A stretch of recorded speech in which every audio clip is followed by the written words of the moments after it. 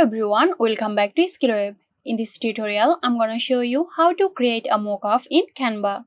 So let's get started.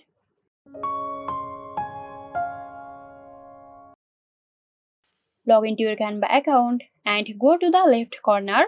Over here, click on Apps. Here you will find a Smart Mockup option. Click on it. From here, you will have access to mockup images. So mockup images are organized by categories.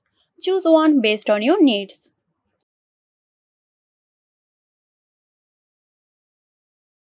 Now select an image or design by clicking Select button.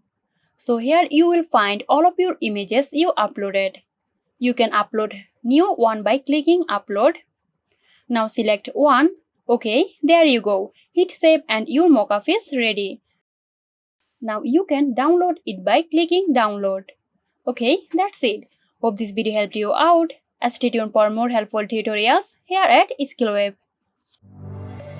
This video is sponsored by Zerosoft. Zerosoft offers graphic design, UI UX design, digital marketing and web development. Elevate your brand with Zerosoft today. For more details, check the description box.